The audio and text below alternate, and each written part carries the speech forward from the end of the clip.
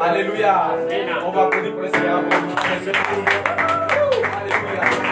Entrons dans la parole pour les quelques minutes qui nous restent. En tout cas, on va continuer notre série d'enseignement qu'on a commencé la semaine passée sur les combats spirituels, la place de la confession dans les combats spirituels ou la puissance de la confession dans les combats spirituels. On a fait la première partie la fois passée, nous allons faire la deuxième partie. Mais je vais juste vous souvenir pour ceux-là qui n'ont pas suivi la semaine passée, nous avons dit que toute la vie est pleine de combats. Toute la vie c'est un combat. Nous avons dit que tu peux te marier. Non, avant d'avoir se marier, on est nos parents. La grossesse. Et grandir dans les seins de nos mères, c'est un combat. Jusqu'à ce qu'on soit né, c'est un combat. À la naissance, c'est un combat. Les médecins comprennent, les mamans comprennent qu'à la naissance, c'est un combat. Il y a beaucoup d'enfants qui ont emporté leurs parents. Si tu es né, grandi, arrivé là où tu es aujourd'hui, c'est un combat. Nous avons parlé de la vie professionnelle. Beaucoup de gens étudient. Et nous avons dit que c'est un combat. Souviens-toi combien de gens avec lesquels tu as commencé et combien ont fini. C'est un combat. À part ça, combien de gens ont trouvé le boulot par rapport aux gens qui ont fini. C'est un combat. Et la vie professionnelle elle-même, c'est un combat. Comment collaborer avec les collègues, mes responsables, c'est un combat. Nous avons aussi parlé de la vie du ministère. Beaucoup de gens pensent que quand je vais dans les ministères, je vais être pasteur, apôtre, évangéliste, prophète, et c'est fini. C'est amen, amen, amen. Maintenant, c'est un combat. Et si vous ne comprenez pas que c'est un combat, dans ce moment ici de confinement, vous allez écouter des témoignages. Donc c'est pas facile. Pas seulement dans ce moment.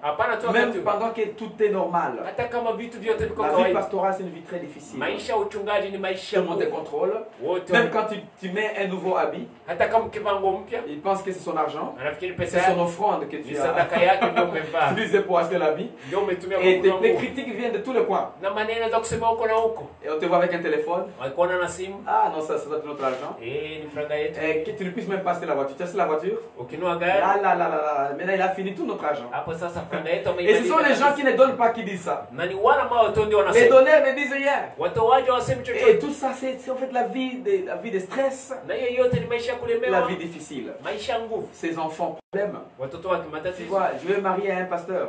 Je vais me marier à un pasteur. Et tu trouves que le pasteur n'est pas là, mais il est dans la prière. Et toi tu es à la maison. Des fois c'est difficile. Donc la vie de ministère en globalité, ce n'est pas facile. Donc juste pour vous dire quoi, j'ai introduit en disant toute la vie en globalité, c'est une guerre. Et c'est un combat que personne n'est conscient. Mais pourtant c'est un combat réel. Tu vois les conflits entre les gens. Combat qui est là. Si vous êtes à Ouvira, vous connaissez.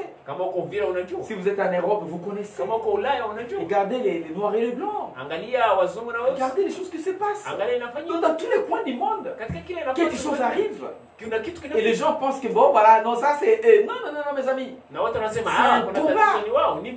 Et les gens ont tendance de globaliser la chose. Ce sont ceux-là et ceux-là. Ce sont les blancs et les noirs. Ce n'est pas vrai. Il y a quelques blancs et quelques noirs. Il y a des blancs qui sont très bien, que moi je connais. Et des noirs qui sont très bien, que moi je connais. Moi je connais des noirs qui sont nuisibles plus que les blancs. Je voulais bien me réfugier parmi les blancs que être dans leur famille où c'est nuisible. Alors qu'ils réfèrent ma race. Le problème c'est l'homme. Mais derrière l'homme, il y a une main noire qui pousse ces combats. Et c'est Satan. Et nous avons dit, pour réussir sur la terre, la vie spirituelle, la vie psychique, la vie physique, dans tous les domaines de la vie, pour réussir, il y a 3 choses. 3 personnages sont très importants. Numéro 1, nous avons parlé de Dieu. Dieu, il a tout créé. Tout était parfait. Et tout était bien organisé. Et il a fait ça à l'avantage de l'homme. L'homme. Mais un autre type qui est deuxième personnage, c'est Satan, qui aussi a regardé et qui a été contre l'homme même avant la création de l'homme. Juste parce qu'il a vu que Dieu avait de bonnes choses pour l'homme. Et il a commencé à dire non, l'homme ne peut pas gérer la terre comme ça. Je veux aussi participer. Là, je suis puissant. Et c'est comme ça que Proverbe. Ça dit que l'homme a été créé un peu mieux, un peu plus grand que l'ange. Que nous sommes des dieux. Des versets comme ça sont des versets révolutionnaires. C'est ceux qui ont dérangé Satan. Parce que dans le plan de la conception de l'homme, l'homme devait être un peu plus puissant que les anges. Et sa puissance était dans les 3 dimensions. La première dimension, l'homme pouvait connecter le monde et la terre. Excusez-moi, la terre et le ciel. L'homme pouvait percer dans la dimension spirituelle et revenir dans la dimension physique. Sans barrière. Ça c'était l'homme. La deuxième chose de l'homme, l'homme pouvait apprendre par inspiration. C'est-à-dire souffle de Dieu. L'homme apprend. Et l'homme pouvait aussi aller à l'école apprendre juste par connaissance. Ce que les anges ne pouvaient pas faire. Il n'y a pas l'école où les anges devaient aller pour étudier. Troisième chose, l'homme devait maîtriser et dominer la terre. Vous trouvez comment est-ce que l'homme était plus mieux que l'ange? Satan, comme il était l'ange, s'est dit non, je vais tout faire. Soit j'ai fait tomber Dieu, soit tu fais tomber l'homme. Il a essayé de faire tomber Dieu. Dans chaque chose qui est là, dans une organisation, dans une maison, dans quoi, même dans un ministère. Si tu vois un rebelle qui s'est finalement rebellé, il cherchait à faire tomber le pasteur, mais il a échoué. Alors la seule chose c'est rebeller. Ce sont des principes clés qu'il faut savoir dans le leadership. Dans un pays, si vous trouvez un rebelle partir, donc il cherchait à tuer le président, mais ça n'a pas tenu. Il a finalement fui. Au travail, si vous êtes responsable, quelqu'un se rebelle, il a cherché à t'éliminer, mais ça n'a pas tenu. C'est comme ça que ça fonctionne. Un leader, il voit au-delà de ce que les gens voient. Malheureusement. Alors Satan ici, la Bible dit que le Michael se sont organisés. Ils ont éliminé les dix. Et il est tombé avec 1/3 des anges. Chaque rebelle a ses compagnons. Il a ses compagnons. Raison pour laquelle si tu es sage, tu vois quelqu'un à côté de la personne qui ne t'aime pas, sois alerté. Commencez à regarder avec un œil très prudent. Pourquoi? Parce que tu ne peux pas être à côté de quelqu'un qui n'est... Non, il doit être son compagnon. Non, il doit être son compagnon. Alors fais attention. Je pense que vous trouvez un peu de sagesse dans ce que je dis. Alors Satan s'est organisé au ciel. Il a échoué. Il est venu sur la terre. Il a rencontré maintenant l'homme. Je vous informe que Satan est tombé avant que l'homme soit matérialisé sur la terre. Mais l'homme était déjà créé au ciel.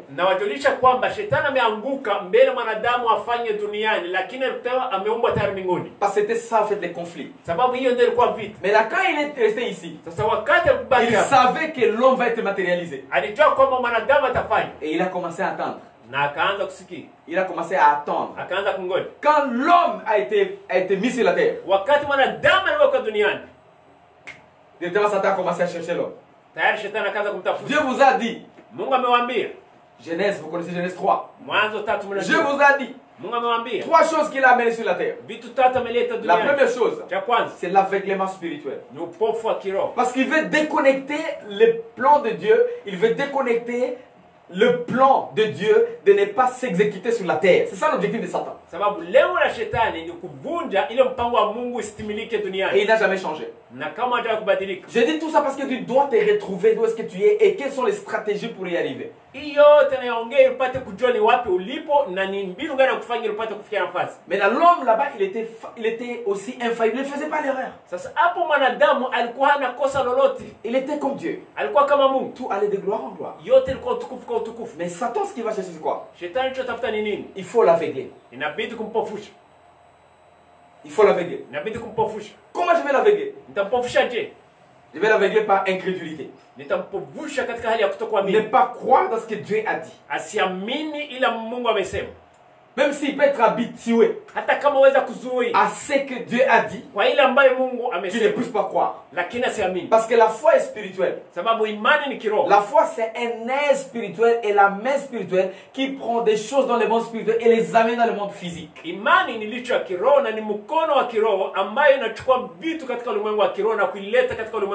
si tu dis que tu as la foi et que tu ne peux pas percer dans le monde spirituel là-bas, ta foi n'est pas une foi qui sauve. Parce qu'on dit qu'il y a la foi qui sauve et une foi juste. Et nous avons lu 2 Corinthiens 4 et 4. C'est pas ce que je vais lire aujourd'hui. Ça, c'est l'aveuglement spirituel. Donc, ils ont aveuglé. La Bible dit là-bas que ce siècle a été aveuglé par l'intelligence. L'intelligence est aveuglée. C'est pour laquelle l'intelligence ne peut pas accéder à des choses de Dieu. Il faut une intelligence qui est éclaircie ou éclairée afin de connecter avec les choses de Dieu. Et j'ai dit la fois passée, beaucoup de scientifiques ne connectent pas avec les choses de Dieu. Leur théorie scientifique. 1 plus 1 égale 2. Et 10 moins 1 doit être 9. Alors que la Bible dit 10 moins 1 et plus. Voilà pourquoi les scientifiques vous donnent la dîme. Il faut beaucoup de calculs. Et vous trouvez qu'il y a beaucoup de scientifiques qui ne prospèrent pas financièrement. Ils sont engagés par les gens qui n'ont pas étudié. Les gens qui n'ont pas étudié. Ils les injurient. Mais ils sont à leur travail. Pourquoi? Parce que les gens qui n'ont pas étudié, ils savent comment marcher dans la foi. Il dit, moi je n'ai pas étudié. La seule chose que je peux faire, c'est me jeter. Si on me dit dîme, je me dis. Si on me dit donner, je donne. Et on le voit prospérer tous les jours. Et les amis, je vais vous dire, que ce soit en Afrique, en Amérique, en Europe, partout. L'économie est élevée. Et dans les mains des gens qui n'ont pas assez étudié. C'est professeur des universités. C'est docteur. Il y a un problème. Pourquoi? Parce que calcul, c'est tellement élevé. Ah, moi j'ai déjà mes 10 000 $, encore 10 millions. Comment je peux enlever 1 000 $? 1 000 $. 1 000 $. Ah, hey, attends, je viens mon 1 000 $. En fait, il fait tous les calculs, il fait toutes les équations. Bon, ça va, il a ça. Bon, il a gardé tout ça, il a mangé. Mais puis quand il va vérifier comment j'ai dépensé 10 000, rien.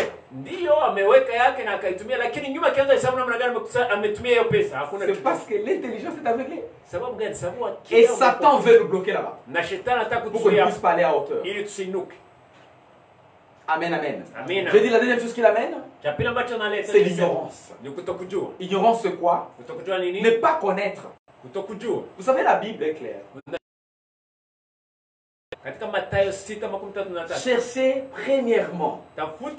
Cherchez en premier le royaume de Dieu et sa justice. Et les et là-bas, c'est et de coordination. Donc, simultanément, pendant que tu accèdes au royaume, il faut savoir comment la justice marche. On ne peut pas parler de la justice si on ne parle pas de la praticabilité des lois. On dit que ce pays-là est corrompu, ce pays, les gens vivent dans l'injustice. C'est pas parce que le pays n'a pas la constitution. C'est pas parce que ce pays n'a pas des articles de loi. Je ne suis pas magistrat, je ne suis pas quelqu'un de droit, je ne maîtrise pas, mais je connais que tout pays doit avoir la constitution et autre chose. Mais le fait que les gens ne mettent pas ces notes ou ces lois en pratique, ça fait ce qu'on dit que ces pays-là, les gens sont dans l'injustice totale. Mais si on dit le royaume de Dieu est sa justice, c'est-à-dire que comment on entre dans le royaume? En acceptant Jésus comme Seigneur et Sauveur. Dans le royaume. Mais à vivre le bénéfice du royaume, il faut être dans la justice. Il faut connaître la justice et vivre dans la justice de Dieu. Mais là, tu ne peux pas vivre la justice de Dieu et tu ne connais pas les lois de Dieu. Mais là, c'est là où maintenant Satan lui il dit ok, venez seulement, mais ne connaissez pas, il ne faut pas savoir. Si vous êtes déjà à l'intérieur, il vous bloque pour ne pas connaître. Mais là vous trouvez que la masse dans le royaume de Dieu, ce sont les ignorants.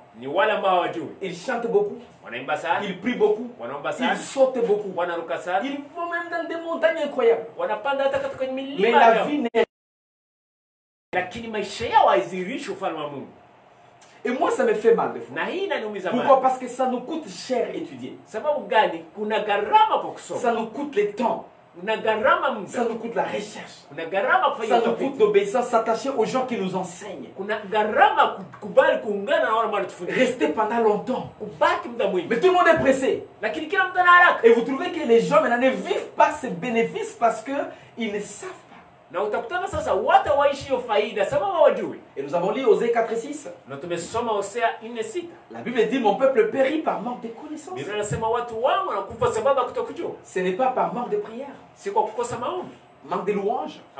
Et la Bible dit en dernier, cette partie-là, que comme tu as oublié mes lois, j'oublierai tes enfants. En d'autres termes, ton avenir est basé sur la connaissance de lois spirituelles. Maintenant, vous trouvez beaucoup de gens, ils ont pris leur avenir en disant non, Satan les a récupérés. Non! Par exemple, on nous dit que les enfants des pasteurs ne peuvent pas être pasteurs. C'est du mensonge. Les enfants des pasteurs ignorants ne peuvent pas être pasteurs, j'accepte. Mais les enfants des pasteurs qui connaissent doivent tous servir Dieu. Moi, mes enfants commencent déjà à servir. Commencent déjà à servir. Alphonsine est missionnaire. Isabelle, elle encadre les jeunes et puis elle encadre les enfants et elle est toujours là.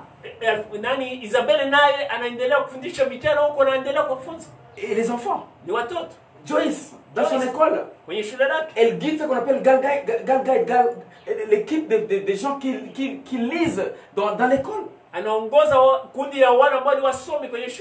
Des gens qui étudient la Bible dans leur classe, dans l'école. Et elle est aimée. Donc ça dépend de la façon dont on les a amenés. Et tout le monde. Moi je dis à mes enfants, ou soit tu es mon enfant, ou soit tu n'es pas. Je n'ai pas besoin de prier avec toi ici. Soit le fouet, soit ton enfance. Il y a des choses qui demandent la prière et les autres qui demandent une pression de parents. À un niveau, un enfant pourra maintenant choisir. Comme ma fille Alphonsine, elle est à l'étranger. Maintenant elle peut choisir. Si elle fait la rébellion, elle fait la rébellion. Maintenant, ce n'est plus moi. Elle a dépassé 18 ans. Mais en laissant 18 ans. J'ai ri pour moi-même. Soit tu es fouet, soit tu quittes ma maison. C'est ma maison. C'est pas ta maison. Tu as la grâce d'être là. Et donc tu as la grâce. J'ai la grâce de se fouetter aussi. Il faut que tu respectes. C'est le principe. Il n'y a pas de formule. Il n'y a pas de formule.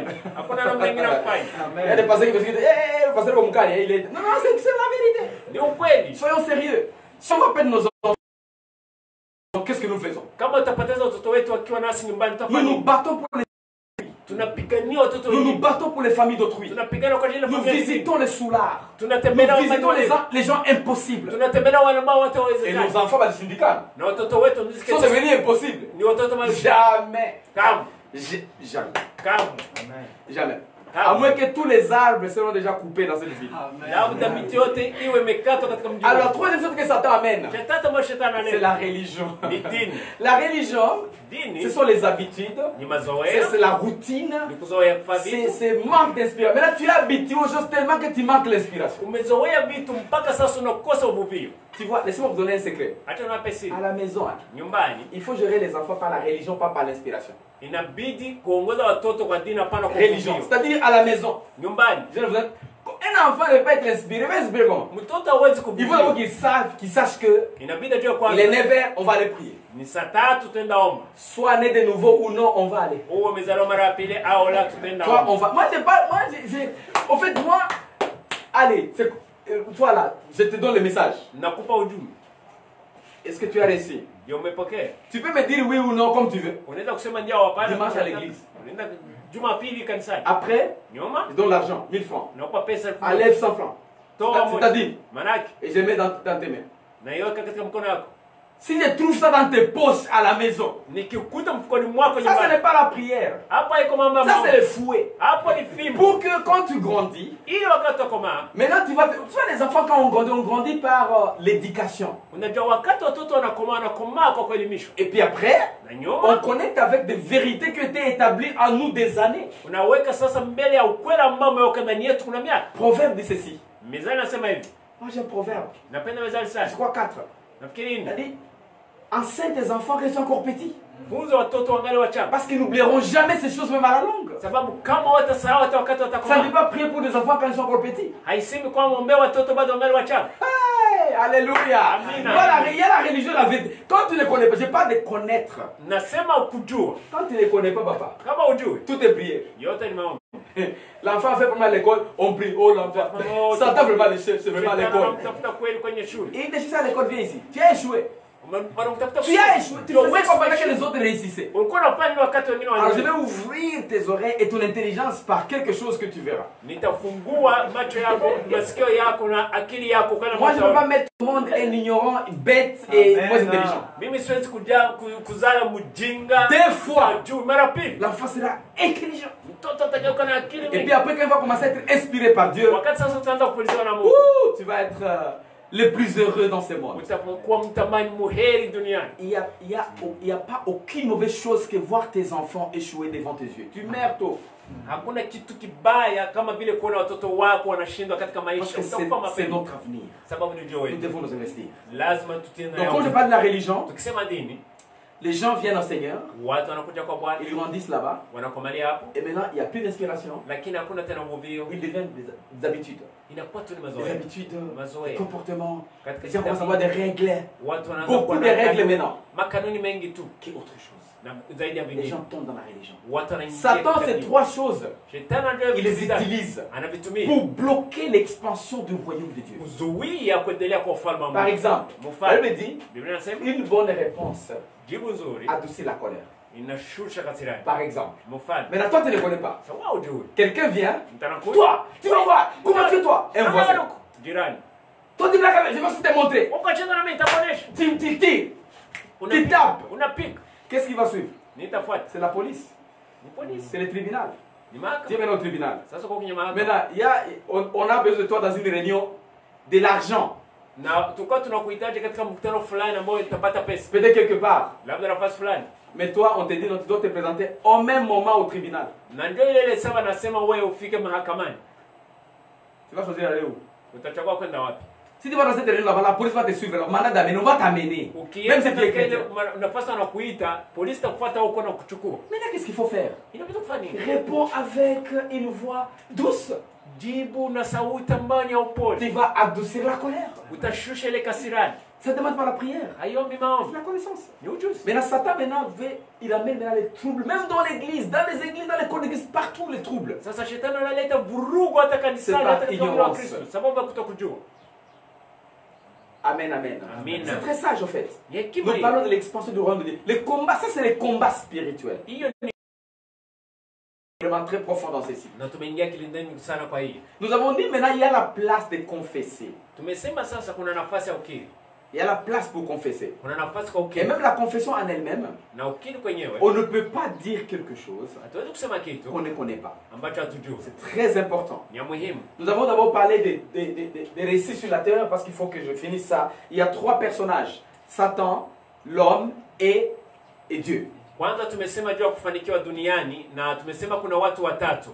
Kuna Mungu, Shetani na mwanadamu. J'ai parlé de la place de l'homme. Kasema nafasi ya Mungu. La place de Dieu, pardon. Nafasi ya Mungu tafadhali. La place de Satan. Nafasi ya Shetani. Aussi l'homme est au centre. Na mwanadamu yuko katikati ya vita. Parce que toi tu es le terrain de combat. Sababu wewe ndiye nafasi ya vita. Satan te cherche. Shetani anakutafuta. Et nous avons commencé à parler de la puissance de la confession. Na tumeanza kusema uwezo wa kukiri. Le combat spirituel est réel. Mais très inconscient. Et fait tomber beaucoup de chrétiens et d'autres abandonnent la foi. Je vous ai vraiment parlé de ces choses en long et en large. C'est pas seulement ce que j'ai lu ou ce que j'ai écouté. C'est aussi ce que j'ai vécu. Ce que j'ai vécu. Les mauvaises choses arrivent aux bonnes personnes. Et je vous ai parlé la fois passée. Des fois pour détruire votre foi. Parce que nous sommes au centre. Tu peux prendre même les choses les plus négatives de ce monde, tu prends ça positivement. Parce que tu sais qu'il y a une main derrière qui pousse ces choses. Je vérifie la rousse. Dictionnaire à la rousse. Qui dit confesser avait de ses péchés à un prêtre catholique pour en obtenir l'absolution.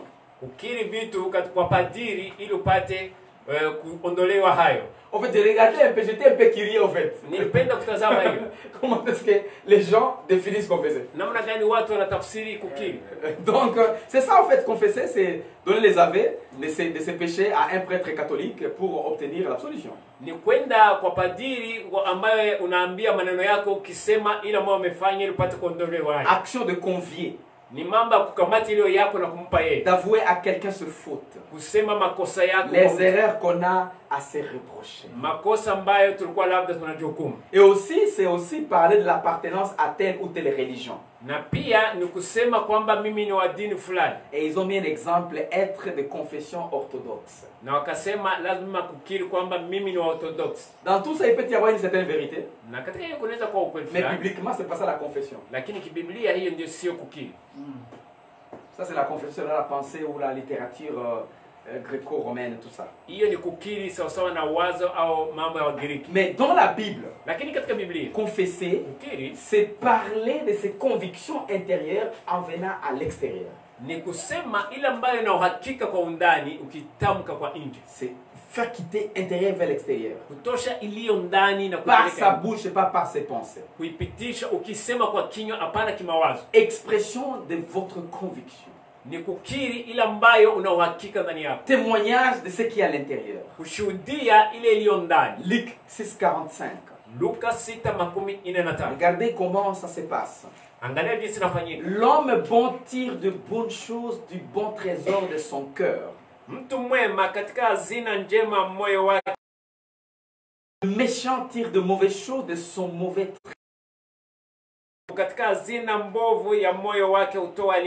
Car c'est de l'abondance du cœur que la bouche parle. Vous regardez ici, confesser, c'est regarder d'abord qu'est-ce qui se trouve dans ton cœur. Maintenant nous parlons de la puissance de la confession dans ces combats spirituels. Si nous regardons aujourd'hui, dans cette ville d'Uvira, Satan vraiment nous a mené un combat par des eaux. Oui, on peut dire on n'a pas respecté le climatique, on n'a pas respecté les principes d'urbanisation ou tout ça, mais il y a des coins où c'est moins qu'ici, mais les gens ne meurent pas. Ndio tunaweza kusema kwamba wao watakuheshimu hali ya ujenzi, hali jinsi ilivyo, lakini kuna nafasi ambao kuna vitu kama hivyo lakini hawakupata haya. Bon, dis-moi qu'est-ce qui se passe quand maintenant, bon, ok d'accord, ma maison a été écroulée, je prends mes enfants, je pars avec, mais l'eau m'emporte et emporte mes enfants. Moi je sors encore sain et sauf. Quel brisement du cœur. Niambie sasa, mbona ndio nakubali kwamba nyumba yangu kweli imebomoka na maji imepeleka, lakini natoka na watoto wangu, lakini afika katika maji watoto wanachukuliwa. Angalia jinsi moyo inavunjika. Ça c'est une guerre. Hiyo ni vita. Il faut prendre ça comme ça. Na hiyo ichukue hivi. Qu'est-ce que nous on a fait pour qu'aujourd'hui on parle de coronavirus ici, un virus chinois. Tumefanya nini si hapa ili coronavirus iongelewe hapa ambao ni virus wa China. Pas de ça ici à Uvira. Nous sommes très loin. Regardez les maps. Regardez l'Afrique. Regardez le Congo. Regardez à l'est. Regardez le Burundi et le Rwanda. C'est là où nous sommes à un point. Regardez la Chine. Regardez depuis là jusqu'à. Dans ce studio télé, nous avons le map à nos côtés ici. Je vais t'amener. Bouge un peu le flic. Reste là, juste bouge un peu. Voilà. Regardez le map. Regardez les maps. Regardez surtout la Chine. Vous avez déjà vu là la Chine? Qui ont fait la géographie? Regardez le Congo. Voilà surtout le Congo. Regardez surtout la Chine. Et si une maladie peut quitter ici et nous influencer là-bas. En tout cas, ça c'est Satan. Ça c'est Satan. Donc il faut ouvrir les yeux et regarder les choses. Et si il faut seulement comprendre le combat spirituel pour voir comme ça. D'autres en profitent pour trouver de l'argent. Et moi ça me fait. D'ailleurs aujourd'hui c'est le 3 mai. C'est la journée internationale de la liberté de parole. Et laisse-moi dire quelque chose. C'est la liberté internationale de la liberté de parole. Ici à Uvira, si nous voulons voir ces choses revenir à sa place, nous avons droit à un barrage électrique.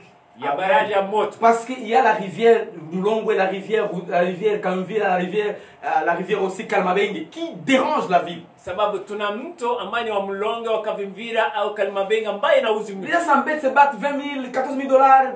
Mais vous battez pourquoi? Watu wanapigana kwa ajili ya dola 14,000, 12,000. Aidons les gens qui sont en difficulté. Tusaidie watu wana matatizo. Nourrissons ces gens. Tulisha watu. Mettons-le quelque part pour qu'ils soient protégés. Tutie nafasi ambao ce sont les organisations pour mettre le barrage ici. Tutafute mashirika ambayo yatatujenga. On a souffert, mais on en profite entre-temps. Et toute la ville va en profiter. Et même Gatomba va profiter, Bujumbura va profiter aussi. Mais les gens se battent inutilement. Ça devient un dossier tribal, un dossier des histoires. Ça me fait mal en tant que pasteur. Pourquoi? Parce que dans mon église, et tout ce qui touche une tribu, ça me touche aussi comme pasteur. Et je me sens en parler. Que l'État s'organise. On trouve une organisation. Ce soit chinois, ce n'est pas une organisation que vous voulez. Qu'on établisse barrage ici. Nous avons le courant. Et ça va être facile pour de Lubunga et d'autres choses qui n'amènent rien. Excusez-moi, j'ai parlé comme pasteur, mais j'ai le droit de parler parce que c'est le 3 mai. Amen, amen. Laissez-moi dire parce qu'on doit terminer. Donc la confession, se parler ce qui vient de l'intérieur. Ce qui vient de l'intérieur. Et la Bible dit aussi, Apocalypse 12, 11, qu'ils ont vaincu. Ils l'ont vaincu par les témoignages de leur bouche et aussi par les sons de l'agneau.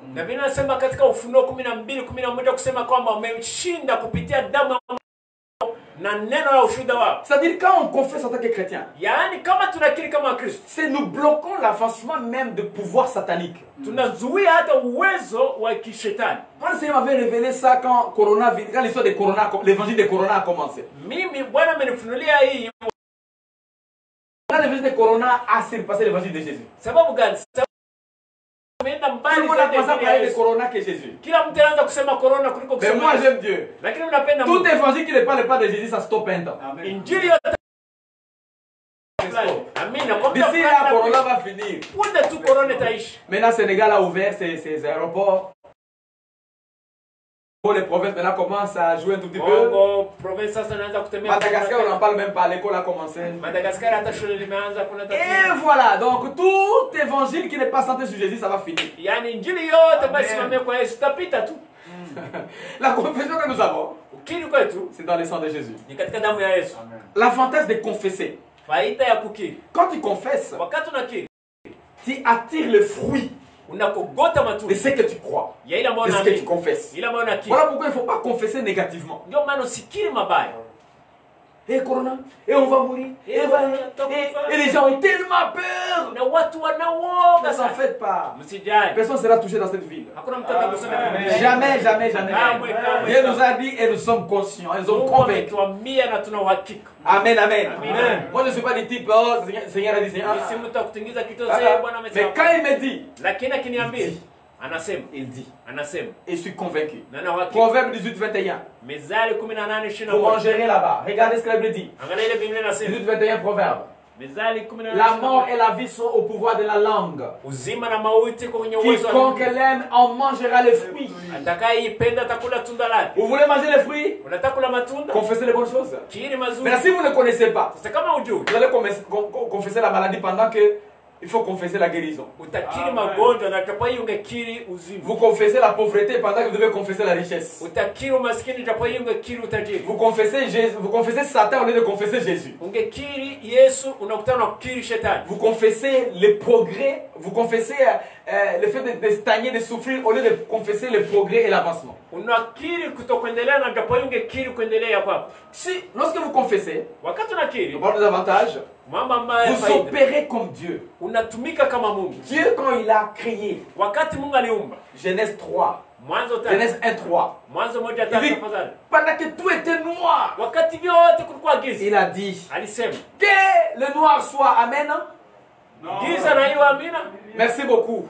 Parce que là, vous comprenez très bien. Bon, il n'a pas dit que l'obscurité soit, parce que c'était déjà obscurité. Il a dit que la lumière soit. Amen. Que la lumière soit. Pourquoi? Parce qu'il faut confesser contrairement au plan du diable. Le diable vient pour tuer, égorger et détruire. Jésus vient pour donner la vie. Nous devons collaborer avec cette en parlant. Je vous informe. Si l'Afrique pour parler contre Corona, et quand les gens, les prophètes du diable, des balles en Europe et partout là-bas, qui disent ça sera un dégât en avril en Afrique. Et l'Afrique s'est levée en disant, nous disons non, c'est du mensonge. Nous sommes puissants, le berceau de l'humanité. Tout le monde a trouvé des choses en Afrique. Ça ne va pas passer comme chez vous là-bas. Alléluia. Et maintenant vous trouvez, voilà ce qui se passe. Il n'y a pas assez de morts. Et dans notre coin du monde, les gens parlent seulement pour avoir quelque chose. Mais il n'y a pas assez d'influence. Je vous dis seulement, c'est la puissance de la confession. Confessons comme Dieu a dit. La maladie n'est pas à nous. Il y a des gens qui disent, non, moi, c'est ma maladie. Diabète, c'est notre maladie dans notre famille. Que ça soit ainsi dans ta famille. Dans ma famille, je n'ai aucune maladie. Au nom de Jésus. Parce que nous devons confesser. Nous, tension, hypotension, c'est nous. Et nous, pauvreté, c'est nous. C'est vous, c'est pas nous. Nous devons confesser positivement. Donc pour confesser, il faut savoir. Laissez-moi atterrir avec ça. Ephésiens 6, 12. Cette chose qui apparaissent dans les combats spirituels et je vais stopper par là. Nous sommes dans ces combats, nous devons confesser. Il y a les combats, il y a les choses qui se font au niveau spirituel qui demandent la prière. Et d'autres qui demandent la parole. Et d'autres qui demandent l'action physique. Et d'autres qui demandent les lobbies. Parce que notre combat se trouve dans les dominants, dans les choses, dans différentes choses. Regardez ce que dit Ephésiens 6. Chapitre 12. Car nous n'avons pas à lutter contre la chair et le sang, mais contre... Stoppez, tu vas dire après parce que le temps passe. Mais contre les dominations, contre les autorités, contre le prince de ce monde, des ténèbres, contre les esprits méchants dans les lieux célestes. Il y a 4 dimensions de combat. Vous voyez que le combat, c'est toutefois au niveau mondial, au niveau régional, au niveau du pays, au niveau de famille. Unaweza kuona kwamba vita iko katika ulimwengu, katika bara, katika nchi, katika familia, hata katika ubinafsi. Il faut savoir se battre. Inabidi kujua kupigana. Voilà pourquoi il y a des choses qui se passent au niveau des médias. Ndio maana utakuta vitu vinapitika kwenye media. Mais les chrétiens sont dans une chambre de prière en train de prier. Lakini wakristo wako katika ils ne connaissent pas. Hawajui. Voilà pourquoi nous devons développer de médias chrétiens. Ndio maana lazima tuwe na media za Kristo. Alléluia, pasteur Robert. Amen. Des médias chrétiens où ils élèvent leur drapeau des ténèbres.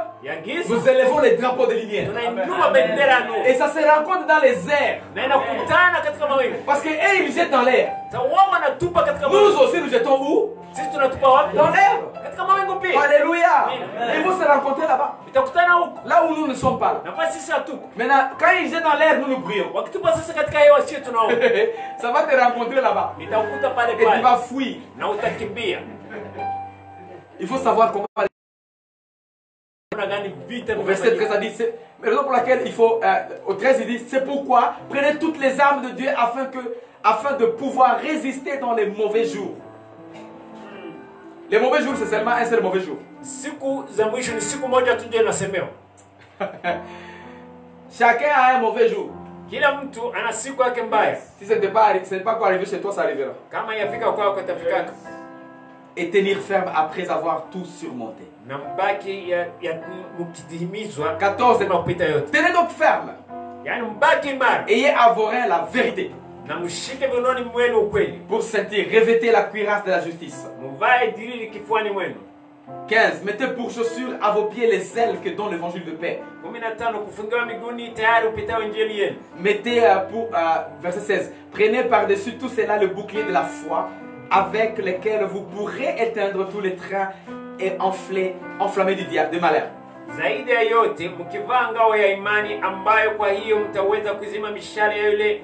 17. Prenez aussi les casques de salut et l'épée de l'esprit qui est la parole de Dieu. 18. Faites en tout temps par l'esprit toutes sortes de prières et de supplications. Veillez à cela avec une entière persévérance, soulignez persévérance.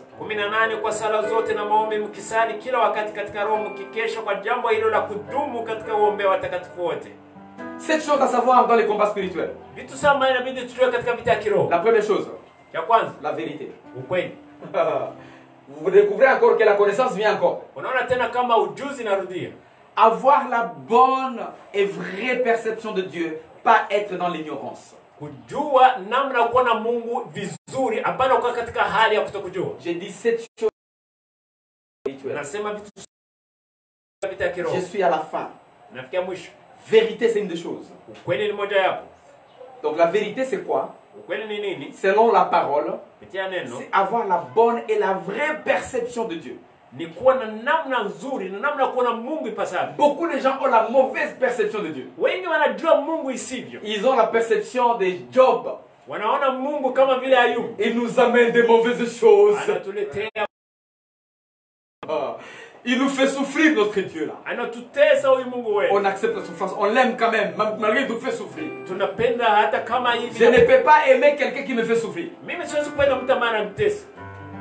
peux pas aimer. Ça, je vous informe. Si je sais que vous me faites souffrir, je ne peux pas vous aimer. C'est clair. Mais Satan a fait souffrir Dieu au ciel, il a fait chasser. Alors moi, je ne suis même pas Dieu. Donc tu ne peux pas aimer. Si tu sais que Jésus me fait souffrir, il faut l'éviter. Alors il faut avoir la bonne perception. Dieu c'est un Dieu d'amour. un Dieu de paix, un Dieu de grâce, et de nouvelles chances, d'un avenir meilleur. Il veut le meilleur de moi. Oui, les choses mauvaises m'arrivent, mais il veut me faire en sortir de ça. Que les mauvaises choses arrivent aux bonnes personnes, mais il en délivre toujours. Alléluia. C'est ça la bonne perception de Dieu. Même si je ne rien, il m'aime. J'ai beaucoup, il m'aime. J'ai trébuche, il m'aime. Mais il veut que je puisse me repentir pour s'approcher de lui. Voilà la bonne perception de Dieu. Beaucoup de gens sont dans l'ignorance. N'ont pas la bonne perception de Dieu. Et c'est comme ça que Proverbe 11 et 9 dit que les justes sont délivrés par leur connaissance. Un chrétien ignorant qui ne connaît pas la vérité ou la bonne perception de Dieu par rapport à sa vie chrétienne, il ne peut pas s'engager convenablement. Ce sont des chrétiens qui viennent à l'église et ils ne font que parler derrière là. Ils voient les habits. Elle était propre aujourd'hui. Hein? Comment tu peux voir ça à l'église? C'est bien, gloire à Jésus. Et Proverbe 24 et 4 dit ceci. Et par la connaissance, les chambres sont remplies de tout le bien précieux et agréable. Je dis la vérité, c'est une chose. Dans les combats spirituels, si tu n'as pas la connaissance, tu vas être éliminé. Tu vas chasser les démons partout parce que tu n'as pas la vérité en toi. Et cette vérité qui doit être d'abord connue, tu vas tomber. Tu vas tomber.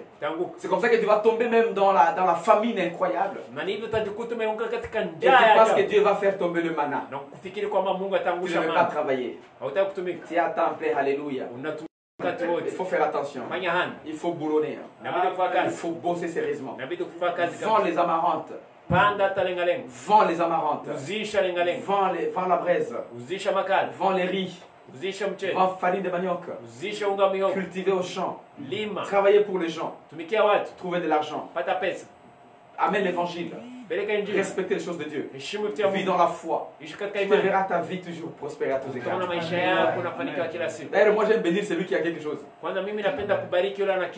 Bénir celui qui n'a même pas quelque chose. Tu ne sais pas où est-ce qu'il amènera mon argent. Pourquoi il n'a pas d'abord? Tu ne sais même pas. Il faut faire attention. Alléluia. C'est qu'il faut comprendre en fait. Alors c'est un bon problème. Parce que moi je suis africain. Et en Afrique il y a la sorcellerie ici. Les gens qui prennent l'argent des autres, qui vont pour aller commencer à parler de ça, à faire des histoires, des incantations. Tu dois faire incanter mon argent, incantation.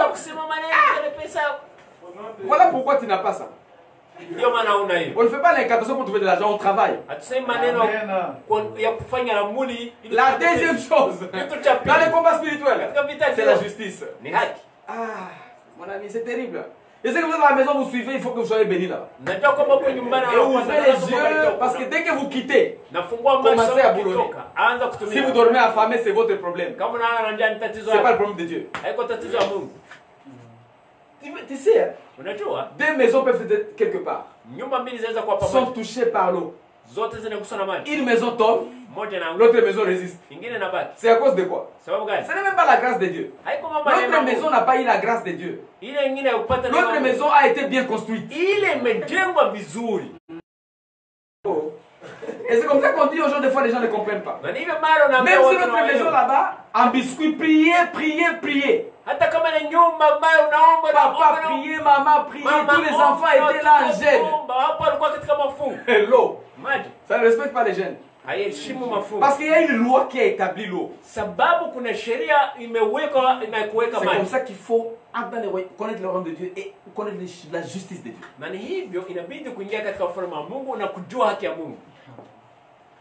Amen, amen. La justice, c'est les lois spirituelles. Les lois du royaume. C'est une deuxième chose qu'il faut savoir. Parce qu'il y a un combat qui se passe spirituellement. Et un combat qui se passe presque charnellement, mais derrière il y a l'esprit, mais ça devient comme charnel.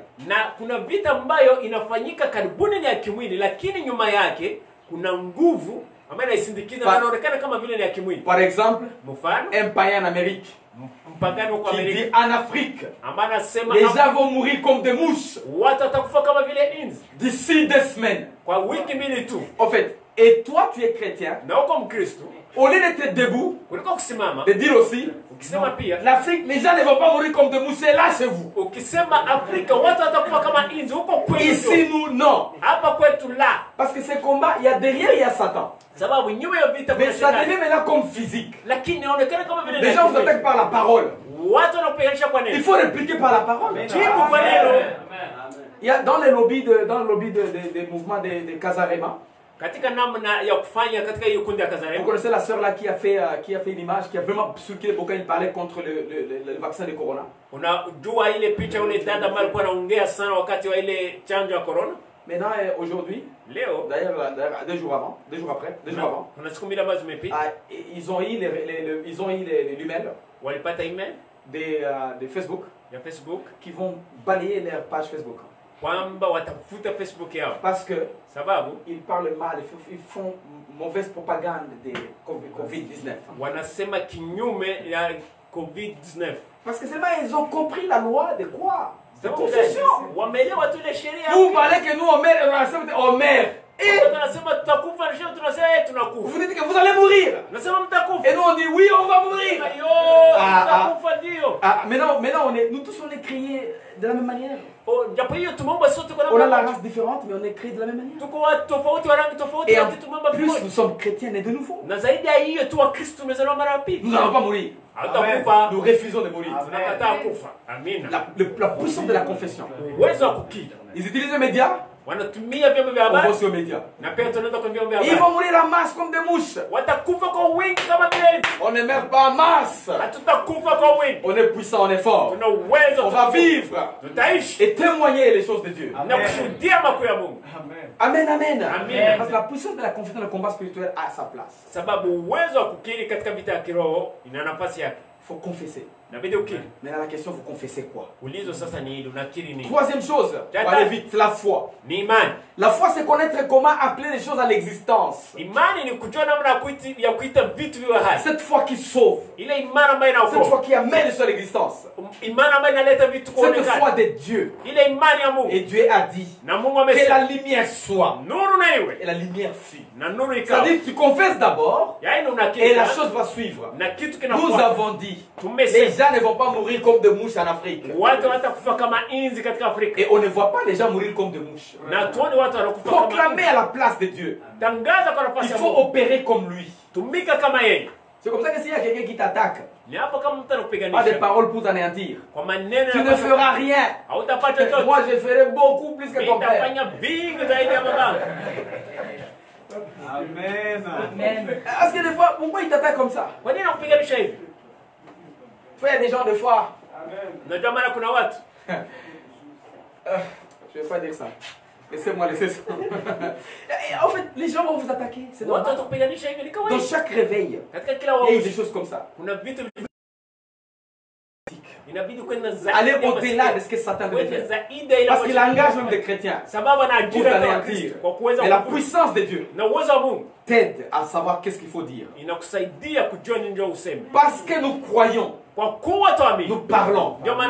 C'est 2 Corinthiens 4:13. Parce que nous parlons, parce que nous croyons, nous parlons.